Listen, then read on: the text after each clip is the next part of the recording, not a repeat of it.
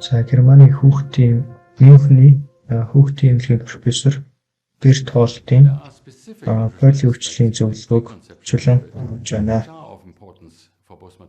Жирэмс болохоос өмнө одоо их хүүхдийн эрүүл мэндэд амин чухал ийм бодисууд байдаг. Тэрний нэг нь бол фолийн хүчил. За тэгэхээр энэ фолийн хүчил маань Б-ийн бүлгийн амьд юм байгаа.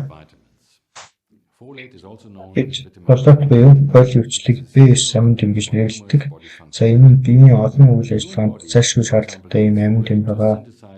За хүний бие жишээлхийн bod ДНХ-ийн нийлэгжил, гэмтсэн ДНХ-ийн засвар, ДНХ-ийн метилжилтэнд фолийн хүчил шаардлагатай байдаг. За фолийн хүчил нь ялангуяа жирэмсэн болгон бага насны хүүхэд өсөлт хөгжилтөнд нь маш чухал үүрэгтэй оролцдог байгаа. Фолийн хүчил нь хүний биед нийлэгждэггүй. Тиймээс фолийн хүчлийг бие махбодын хоногийн хэрэгцээг хангахын тулд хоол хүнсээр давхар авах ёстой. Фолийн хүчил нь одоо байгалийн болоотоос синтетик аргаар ингэж гаргаж авдаг ийм амьд юм байгаа. За тэгээд энэ фолийн хүчлээр баяжуулсан нэмэлт хүчил болон хүнсний бүтээгдэхүүнээр хүчлэн бид нар хоногийн хэрэгцээг нөхдөг. За үүнээс гадна байгалийн фолийн хүчил маань бид шингэх буюу био хөвгөө багттай. За хоол хүнсээр хэрэглэж байгаа энэ байгалийн фолийн хүчил нь ердөө 50% буюу тал нь бид шинэгддэг гэж үздэг. Мөн одоо хоол боловсруулалт явцад хинхэн задардаг гэж үздэг байгаа. Харин синтетик фолийн хүчил маань хоол боловсруулах замаар бараг бүх хувь шинэгддэг гэж үздэг. За тогттой байдлаар биологийн бүтээцийн интегралыг тооцохын тулд хоолны фолийн хүчлийг ашиглан тогтоосон байдаг. За нэг эквивалент маань болохоор хоол идэг өглөө үед 0.5 микрограмм, харин хоол идсэн үед 0.6 микрограмм фолийн хүчилтэй тэнцдэг. 2015 онд Дэлхийн эрүүл мэндийн байгууллага цусны улаан эсийн фолийн хүчлийн агуулмжийг үрж хүнсний эмгтээчүүд тодорхойлсон тул тохирсон тусгай cut-off value-г тогтоож энэ зорилго донд ургийн боловсролын хүчлээс хүссэн сэргийлэх гэсэн үржлийн эмгтээчүүдийн цусны улаан эсийн фолийн хүчлийн түвшин мэдрэлийн гуурсны гач хөвшлийг бууруулахад 1 литр тутамд 906 наномолоос дээш байх ёстой гэж үзсэн. Жирэмсэн эмэгтэйчүүдийн севингийн фолийн хүчлийн cut-off value тогтоогоогүй. За цусны улаан эсийн фолийн хүчлийн босгон фолийн хүчлийн статусыг тодорхойлоход шаардлагатай байсан. Тэгээ энэ нь яг хувийн нийслэлийг олж чадаагүй. За энэхүү шаардлагатай фолийн хүчтэй хоол хүнсний хэмжээ маш их байгаа тул Дэлхийн эрүүл мэндийн байгууллага олон улсын зөвлөмжүүд фолийн хүчил ихтэй хоол хүнс хэрэглэхээс гадна фолийн хүчлийг эмнэлгээр хэрэглэхийг зөвлөсөн байна.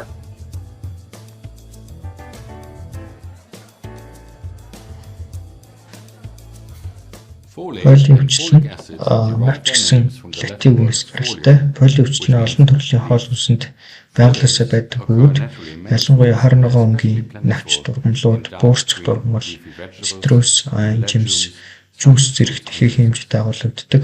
Мөн фолийн хүчил нь фолийн хүчлээр баяжуулсан гурил мөн талхуур тарианд бэлбэг байдаг. Фолийн хүчил нь нэн шаардлагатай бөгөөд мэдрэлийн гуурсны хэмжээний гажиг үсгэс хэн сэргийл бас чухал үүрэгтэй оролцдог. За мэдрэлийн гуурсны гажиг хүчил нь багцнаас хойш 18-аас 26 хоногийн хооронд мэдрэлийн гуурс үйлснээс үүсдэг төрөлхийн ноцтой гажиг. Тиймээс мэдрэлийн гуурсыг бүрэн хөгжүүлэхийн тулд жирэмслэхээс өмнө фолийн хүчлийг хангалттай хэмжээгээр хэрэглэх шаардлагатай байгаа. Тиймээс жирэмслэлтээс өмнө болон төлөвлөөгүй жирэмслэлтийн үед фолийн хүчлийг цаг тухай бүртэн уухыг онцлон захидаг. 2006 онд Америкийн нэгдсэн улсад жирэмслэлтийн 49% нь өсөөгүй жирэмслэлт байсан гэж тэмдэглэсэн байсан. За жирэмслэлт онцлогдсны дараа фолийн хүчлийг нэмэлтээр хэрэглэх нь үр дүн багтаа. Яагаад тэгэхээр мэдрэлийн курсны хөгжил одоо аль эрт болоод өнгөрсөн байдаг. Тэгэхээр жирэмсэн болсноо мэдсэн хойно фолийн хүчлүүх нь оройтсон байдаг байна. За мэдрэлийн курсны гаж хөгжлөөс урьдчилан сэргийлэхэд фолийн хүчлийг судалсан судалгаанууд маш олон байдаг бөгөөд фолийн хүчил үр дүнтэй байгааг маш олон судлаачид эрдэмтэд батсан байдаг. Мөн 2010 онд хийгдсэн Cochrane Review-ийн том судалгаагаар жирэмслэхээс өмнөх болон жирэмсний ихэнх үед фолийн хүчил хэрэглэх нь мэдрэлийн курсны гажиг мөн уруул тагнаа сэтгэлгээ зэрэг бусад төрөлхийн гаж хөгжлөөс урьдчилан сэргийлдэг бөгөөд их урагт ямар нэгэн гаж нөлөө үүсгдэггүй гэж дүгнсэн байна. Without any evidence of жирэмсний harm or the mother and baby.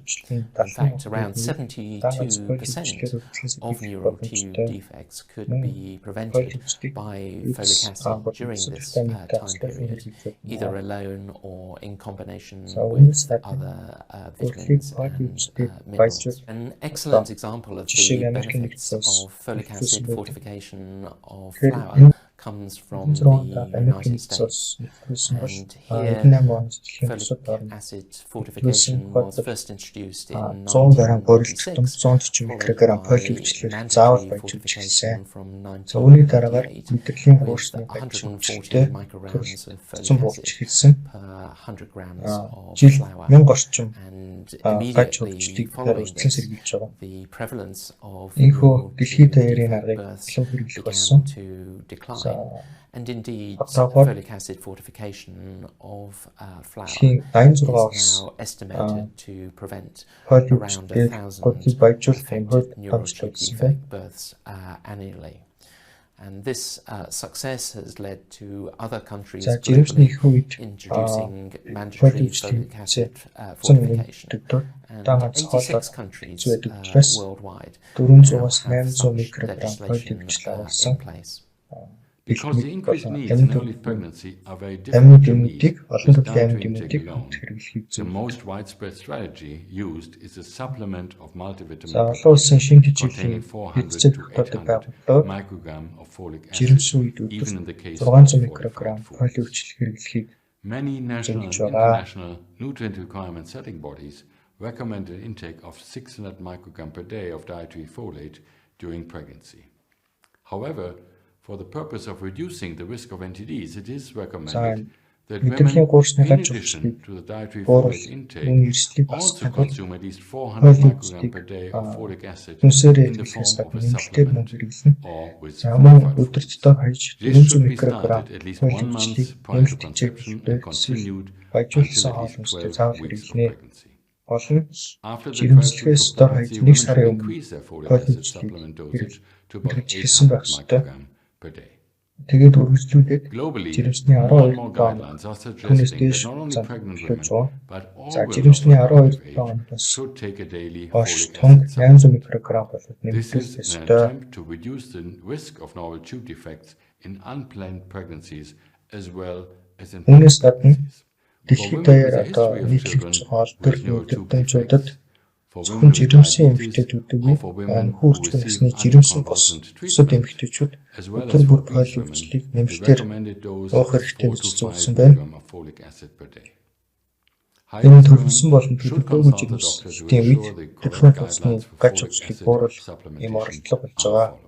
Мэдрэлийн хуурсны Türev гажууч төрүүлсэн үлэмжтэй эсвэл чихрийн шижинтэй аталтын эсрэг эм эмчилгээ хийлгэж байгаа. Болон таргын эмчилгээчүүд 4-5 мг фолиумчлог зөвлөж байгаа. За өндөр эрсдэлтэй эмэгтэй фолиумчлын нэмэлт хэмжээгийг заавал эмчтэйг зөвлөж хэрэглэх хэрэгтэй.